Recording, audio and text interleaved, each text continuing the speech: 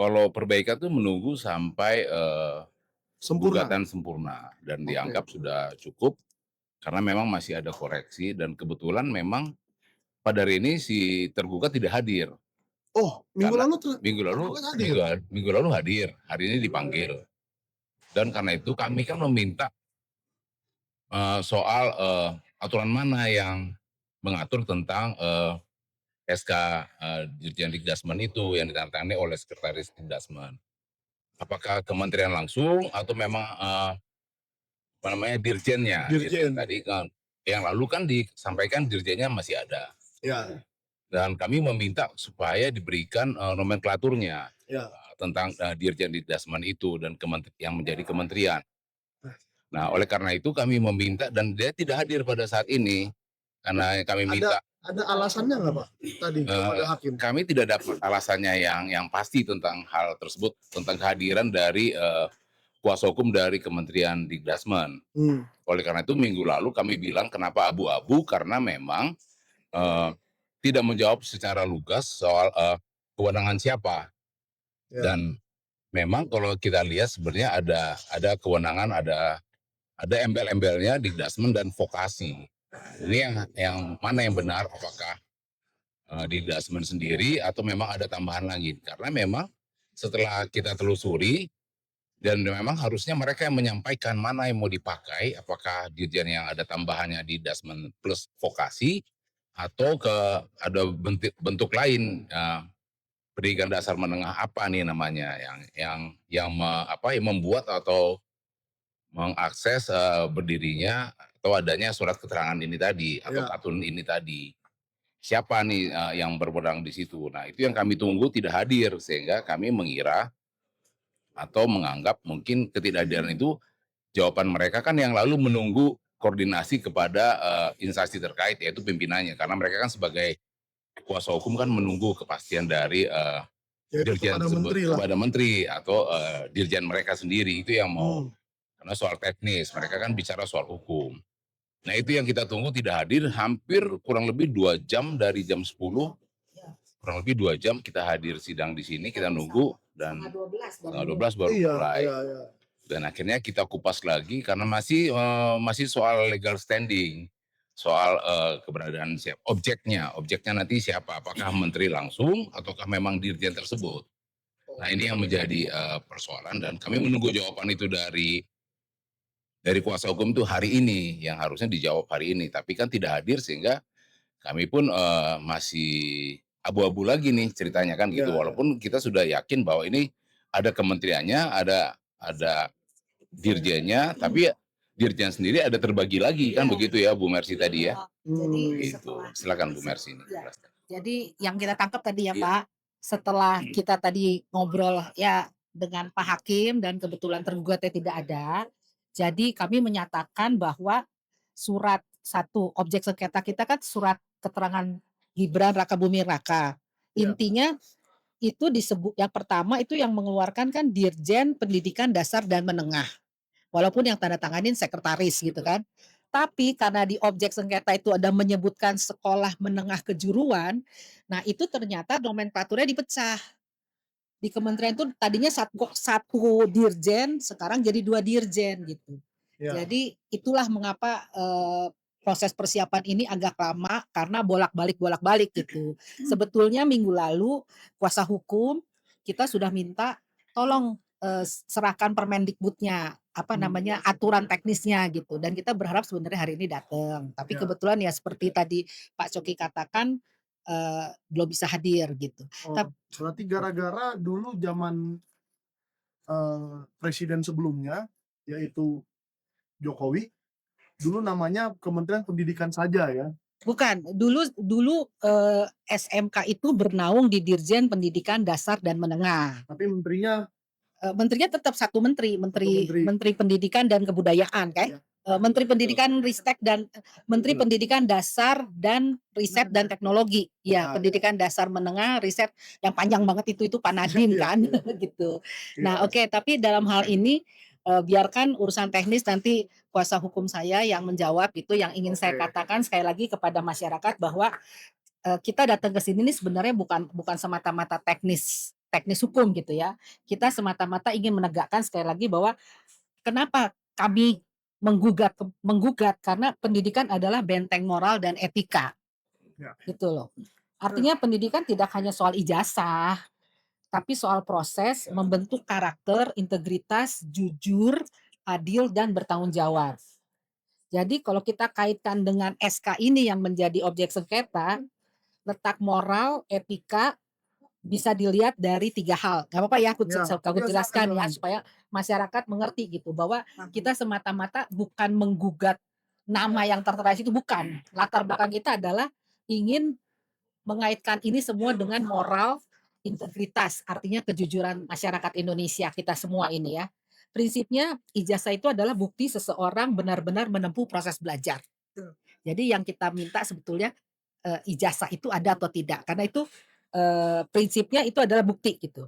Yang kedua kita kesini nih uji moral nih, apakah surat keterangan diterbitkan karena yang bersangkutan benar-benar memenuhi syarat ujian, evaluasi, portofolio, masa belajar yang sesuai dengan ditetapkan oleh kementerian gitu. Ya itu berapa biasanya masa belajar? SMP berapa tahun? 3. 3 ya? Ada yang 3 malah sekarang ada yang 4 sebenarnya sempat Tapi ada diwacanakan. pengakuan orang lain yang katanya hanya 6 bulan. Mari kita uji itu nanti, Mari kita uji ya. mari kita uji gitu ya. Saya pribadi masih berharap Kemendikbudristek mengeluarkan ini dengan data-data yang sahih, yang valid gitu ya. Terus yang ketiga, kalau prosedurnya dipotong seperti tadi dikatakan gitu ya, dilangkahi demi orang tertentu, maka ya walaupun agak berat saya katakan benteng kejujuran pendidikan itu sudah runtuh gitu. Terus yang kedua yang ingin saya tekankan adalah etika, keadilan, dan kesetaraan. Karena kita ini yang menggugat, saya mewakili lembaga pendidikan ya, sekali lagi saya mewakili lembaga pendidikan bukan perorangan gitu ya. Prinsipnya hukum dan aturan pendidikan harus sama untuk semua warga negara. Uji etikanya adalah apakah SK surat keterangan ini juga bisa diakses oleh warga biasa dengan proses yang sama, transparan, dan terukur. Gitu. Jadi kami juga belum tahu apakah surat keterangan semacam ini cuma ada 1 atau lebih, itu juga kita pertanyakan ya kemarin gitu. Terus yang ketiga, kalau hanya orang-orang istimewa, misalnya untuk anak pejabat, Pak Dwi kan sempat jadi hakim nih untuk anak Pak Dwi misalnya gitu ya, misalnya gitu. Maka apakah itu melanggar etika keadilan? Pendidikan jadi alat kekuasaan, bukan alat mencerdaskan. Maka runtuhlah negara kesatuan Republik Indonesia. Dan terakhir, saya juga ingin menekankan etika tanggung jawab publik pejabat gitulah. Prinsipnya pejabat publik harus jadi teladan dalam menaati aturan. Uji moralnya dengan memegang jabatan publik, apakah penggunaan surat keterangan kesetaraan ini sudah disampaikan terbuka, datanya jelas, dan tidak menimbulkan konflik kepentingan. Terakhir,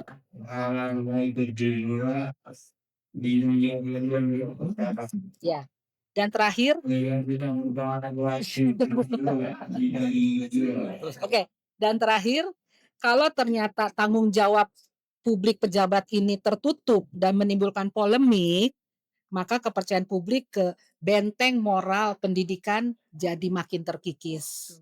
Jadi kesimpulannya, letak moral dan etika ada di proses transparansi dan keadilan. Selama proses penerbitan surat keterangan ini sesuai aturan Kemendikbudristek tentang kesetaraan, yang kedua transparan dan bisa diaudit publik, dan 3 sama perlakuannya dengan pemohon lain, maka itu masih sejalan dengan benteng moral pendidikan. Tetapi kalau ada perlakuan khusus, prosedur dipercepat atau syarat dilonggarkan, maka disitulah benteng moral dan etika pendidikan diuji. Terima kasih. Oke. Jadi Bu, pertanyaan saya, perasaan Ibu bagaimana karena hari ini Kemendikbudristek tidak hadir? Dan kira-kira kalau minggu depan ini dilanjutkan lagi akan datang nggak? Saya pikir sebenarnya pihak Kemendikbudristek ya sekarang ya, itu tahu kok ini kesempatan sebenarnya untuk membuktikan bahwa mereka menerbitkan surat keterangan itu dengan rasa tanggung jawab dan etika tadi yang saya sebutkan gitu. Jadi kalau ditanya perasaan sebenarnya kita ini kan, saya ini sebenarnya hanya ibu ya, mewakili ibu-ibu semua nih gitu ya. Kita pasti kepo ya Bu ya gitu loh. Artinya artinya iya, artinya, kita semua berharap dalam hati tuh semoga, surat keterangan ini valid, sah, dan bisa dipertanggungjawabkan gitu loh. Tetapi untuk memenuhi memenuhi rasa tanggung jawab dan memenuhi apa ya, etika mungkin ya, etika dan moral, makanya kita bawa inilah ke Pengadilan Tata Usaha Negara. Terima kasih. Oke. Mungkin kita geser ke Pak Dwi ya. Iya. Nanti terakhir Ini Pak Dwi. baru ke dalangnya. Pak Dwi dulu sekarang. Nah, ini asisten saya nih dari zaman buku Endgame. Iya, Ya. asistennya. Pak Dwi, coba mungkin saya pengen tahu dari Pak Dwi gimana analisanya, kenapa sih tergugat bisa kadang-kadang datang, kadang-kadang enggak? Apakah memang nggak ada konsekuensinya, Pak? Atau kalau dipanggil 3 kali, jemput paksa atau ada nggak, Pak? Seperti itu di PT UN. Baik, terima kasih. Saya jawab langsung ya. Ya. Kalau nanti juga tidak hadir setelah beberapa kali panggilan, Ya. Ketun bisa memutuskan dan memutus dengan tidak hadirnya tergugat. Oh, jadi bisa keluar putusan tanpa Hadirnya tergugat. Ya, itu kalau di Ketun ya. Ya. Nah, kemudian saya juga mengucapkan terima kasih ya kepada hakim yang menangani kasus ini karena sudah memberikan kesempatan beberapa kali kepada penggugat untuk melakukan perbaikan-perbaikan, dan juga perbaikan-perbaikan itu dilakukan juga bersama-sama di ruang sidang. Dan ini tentu tidak menyalahi aturan, memang harus begitu. Kita membuat satu gugatan yang sesempurna mungkin, sebaik mungkin. Ya. Gugatan ini harus kita buat seperti itu. Karena kita untuk mendapatkan suatu kebenaran material itu memang harus menyempurnakan gugatan. Jadi sekali lagi, saya terima kasih kepada Majelis Hakim Ketun yang memberikan kesempatan terhadap Bu Mercy Sihombing untuk melakukan perbaikan-perbaikan. Dan sekali lagi, saya mohon bahwa tidak ada lagi atau kita harus berani menolak jika ada intervensi dari pihak ketiga. Itu aja dari saya. Ya. Kalau yang lain kan sudah dijelaskan tadi oleh Ya. Bu Mercy, sudah dijelaskan oleh PH-nya Pak Joki, sudah dijelaskan. Sedikit aja teknis, Pak. Apa Berarti ada teknis? kemungkinan kalau mereka tetap tidak hadir berkali-kali sampai ke depan, majelis hakim bisa saja memutus mencabut surat keterangan itu tanpa ada mereka. Ada kemungkinan itu. Ada kemungkinan. Iya, tapi kalau saya menjawab mencabut atau tidak mencabut, Ya. saya itu kewenangan dari Ya, majelis tapi hakim. ada kemungkinan. Ada. Artinya gini, kemungkinan begini. Bukan, saya hanya berbicara bahwa putusan bisa diputus oleh Pengadilan Tata Usaha Negara tanpa hadirnya tergugat. Oke. Terima kasih, Pak. Kalau gitu kita ke Pak Agus Yunanto aja sedikit ya. Karena sudah jauh-jauh hadir dari Jakarta Selatan ke Jakarta Timur. Iya, gimana Pak Agus melihat adanya gugatan dari Bu Mercy kepada surat keterangan Gibran dan katanya harus 3 tahun, tidak bisa 6 bulan. Ya, makasih Michael. Satu hal yang sangat saya garis bawahi ya, Bu Mercy, yang ingin saya bantu juga dalam hal ini adalah bagaimana bisa ada surat keterangan yang diterbitkan oleh kementerian di negeri ini hanya berbasis atau mengacu kepada seseorang yang hanya kursus 6 bulan. Itu yang paling mendasar. Kenapa? Gibran sendiri, Bang Michael, mengaku kepada sahabat saya, Pak Iksan Katwande di Sydney sana, ketika saya sama Mas Roy dulu ke sana, bahwa yang mengatakan Gibran itu sekolah di Sydney, di Insearch Language Center, bukan UTS. Banyak orang salah di sini. Gibran sendiri yang bilang, saya sekolah atau tepatnya kursus itu 6 bulan. Tapi Gibran tidak pernah mengatakan selesai atau nggak selesai. Oke, hanya 6 bulan, tidak lebih dari 6 bulan. Kata Bang Michael, mana ada Pak Agus kursus 6 bulan itu mendapat ijazah atau diploma, Iya, something atau like that. foundation. Ya, jadi Gibran itu mengaku sendiri Pak Dwi, ya itu katakanlah 6 bulan selesai. Walaupun dia tidak mengatakan sama Pak Iksan selesai atau nggak selesai. Itu Enggak. bukan kuliah loh, kursus ya? Kursus. Kursus bukan kuliah ya? Namanya, lembaganya, kayak lembaganya Bu Mercy nih. Insert Insert Language Language Center, Center. ILC. Bukan Indonesia Lawyers Club. Sama Itu singkatnya. punya Pak Anggap saja Ilyas. 6 bulan itu dia selesai. Kalau dia selesai kursus 6 bulan itu, maka dia harus punya sertifikat yang dikeluarkan oleh ILC. Sebagaimana yang diceritakan kepada saya dan Mas Troy waktu kami ke Sydney Oktober tahun lalu, ada 5 orang teman-teman saya yang tinggal di Sydney, sudah bekerja di sana sebagai nurse di rumah sakit, mengatakan bahwa kami dulu kursus juga Pak Agus, ada yang 6 bulan, ada yang 9 bulan. Kursus itu hanya untuk mendapat poin grade untuk bahasa Inggrisnya, untuk syarat bisa masuk ke UTS. Ini yang benar. Ya. Yang selama ini barang orang salah kaprah. Dikira Karena- UTS Insert itu ada ya? Iya, makanya saya terima kasih nih Bang Michael ajak saya ke sini untuk memberi penjelasan kepada publik. Gitu ya. Karena ini pengakuannya Gibran sendiri, bukan kata orang lain.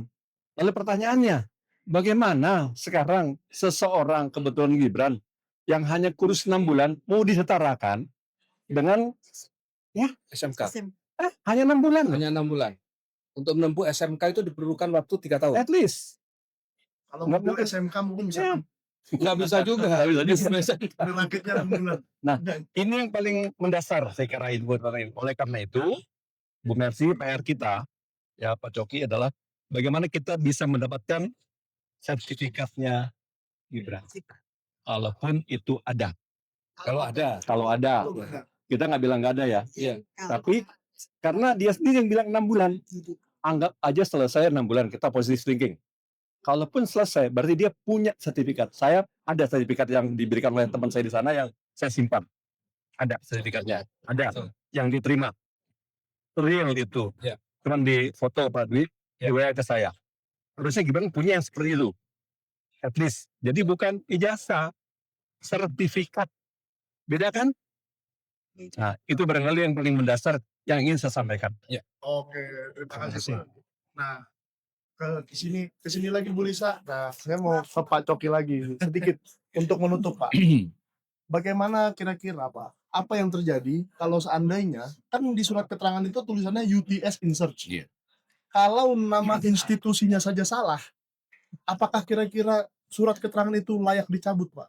Ya, jadi sebenarnya memang harus dicabut karena kan sudah pasti itu kan kalau dia cacat hukum, maka kalau cacat hukum harus dibatalkan demi hukum. Karena kalau sudah produknya dia cacat hukum, maka harus dibatalkan demi hukum. Oleh karena itu kami gugat ke TUN itu sebenarnya sudah on track. On track sudah benar ya menurut aturan dan kita kan hanya mengacu soal ijazah SMA-nya. Karena produk ijazah SMA ini bisa dipakai kemana-mana. Ya kan? Nah, inilah yang harus kita luruskan kembali sesuai dengan gugatannya Bu Mercy, namanya Mercy Smart ini. Jadi inilah yang menjadi gugatan kita. Semoga bisa dikabulkan. Dan memang hasil pertemuan tadi kami sudah sampaikan bahwa ada 2 dirjen tadi, maka sepertinya kemungkinan besar hakim menilai bahwa akan memanggil dirjen terkait. Keduanya. Keduanya ada 2 dirjen itu yang Dua-duanya. dipanggil oleh pengadilan untuk hadir pada saat sidang tanggal 13 Minggu depan. minggu Oh, depan minggu hari depan. Kamis Iya. pukul 10. Jadi Iya. tanggal 13 dipanggil, mudah-mudahan dari dirjen yang 2 itu hadir. Karena tadi kan sudah tidak lagi dirjen Dikdasmen, tapi ada lagi yang namanya dirjen vokasi. Nah, inilah yang membawahi soal SMK dan setaranya tadi. Itu akan dipanggil Itu untuk lebih, panggilan pertama atau panggilan kedua jadi atau? sepertinya panggilan pertama karena ini soal urgensi, soal kepentingan. Jadi, Silakan Bu. aku tambahin Ini sedikit lebih aja ya. Jadi sebenarnya surat keterangan itu tuh memuat 3 poin. Ya. Yang pertama setara. Nah, setara itu kan konsepnya bisa pendidikan kesetaraan. Dan itu non formal. Oke. Yang kedua itu ada tulisan SMK. sekolah menengah kejuruan. Itu berkaitan dengan Dirjen Vokasi kalau sekarang. Nah, yang ketiga yang tanda tangan adalah Dirjen Pendidikan Dasar dan Menengah.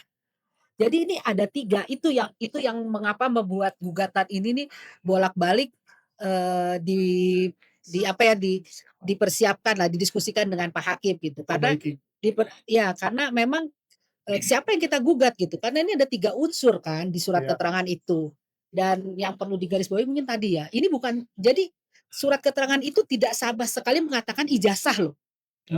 Itu, coba mungkin Pak Coki bisa jelaskan tadi. Ya, jadi karena bentuknya adalah surat keterangan yang dikeluarkan oleh instansi terkait, yaitu Katun tadi itu, kan itu kita menjadi sangat dirugikan akibat itu, karena dari murid-murid yang mendaftar kepada Bu Mercy selaku penanggung jawab Lembaga lembaga pendidikan PKBM Sisma, tadi, ya. itu sangat dirugikan karena mereka menggampangkan. Kalau begitu kenapa pakai kita kursus lagi, harus penyetaraan dan sebagainya, sekolah lagi selama 3 tahun dengan rapotnya, dengan ada 10 persyaratan yang harus dipenuhi, dan ini kayaknya kalau tidak pakai itu aja biar bisa kita sekolah ke luar negeri. Kan jadinya merusak semua sistem pendidikan yang sudah diatur berdasarkan undang-undang pendidikan yang sekarang berlaku gitu. Gitu. Bu Mercy Oh, bisa. makanya Iya. tadi ada kata-kata apakah ini bisa dilakukan oleh semua masyarakat Yes, Iya. atau oleh anak-anak pejabat saja gitu ya. mungkin Karena ya. orang-orang biasa yang dilakukan itu ya, Iya. belajar selama 3 tahun dengan ujian dan bermacam-macam. Iya, Ini jadi gimana, Bu? kenapa ini jadi materi yang lain sih gak ada masalah menurut Pak Iya. Hakim gitu loh. Betul. Jadi yang dipersoalkan adalah siapa tergugatnya. Materi lain itu apa aja, Bu? Kenapa? Materi lain yang tadi, Pak.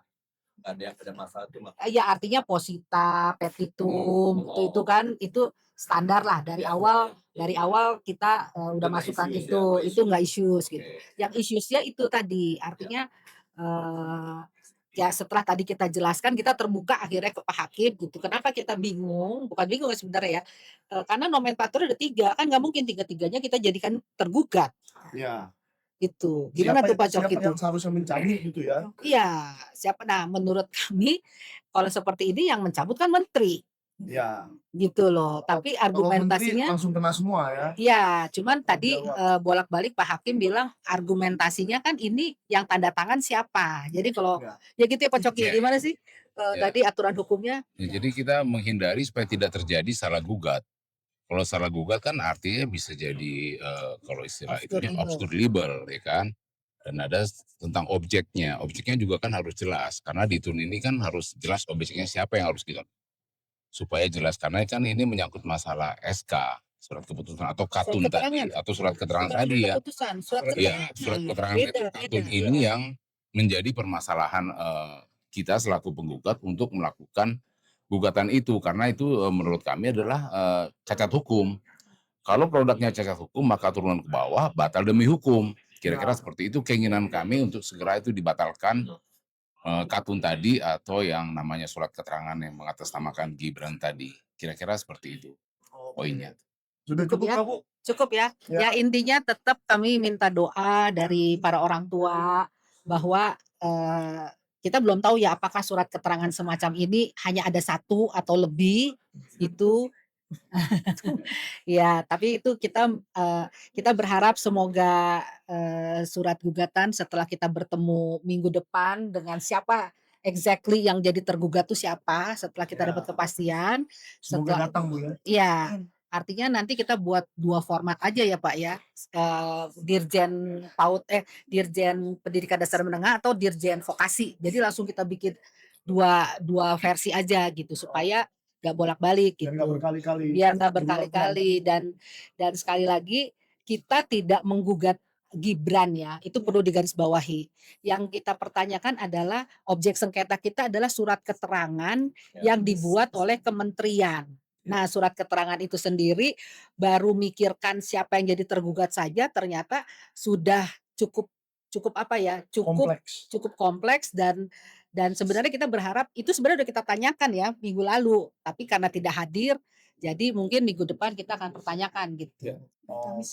Iya, Kamis depan. Ya, berharap doa dari semua, pemerhati masyarakat yang peduli sama pendidikan Indonesia, mari kita berjuang sama-sama karena ini bukan untuk kami, tapi ini untuk anak-anak kita, cucu kita, cicit kita. Itu saja. Dan untuk pendidikan Oh, Indonesia ini, iya pasti, untuk kualitas pendidikan pendidikan Indonesia. Dan nanti setelah perbaikannya selesai akan dilakukan sidang terbuka ya Pak Dwi ya?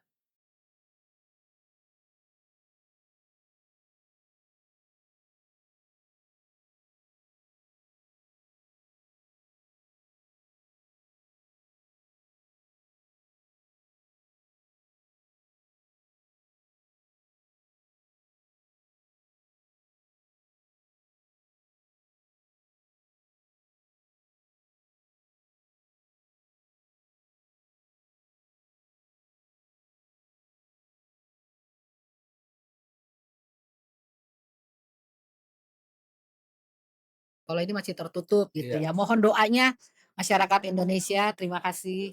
Ya. dan mudah-mudahan ini juga yang kami harapkan, kalau ini menjadi momentum ya, kemenangan ini nanti mudah-mudahan menjadi Amin. momentum untuk Indonesia menata lebih baik di dalam Indonesia emas. di dalam proses pemilihan presiden dan calon presiden. Karena ijazah atau surat keterangan ini bukan ijazah ya, syarat bukan ijazah, surat keterangan ini dipergunakan untuk mendaftar sebagai calon wakil presiden pada waktu itu. Jadi ke depan mudah-mudahan ini Tidak akan terlalu menjadi satu pelajaran bagi bangsa dan negara ini. Dan kemenangan ini nanti bukan kemenangan milik Bu Mercy saja, tapi kemenangan untuk seluruh rakyat Indonesia.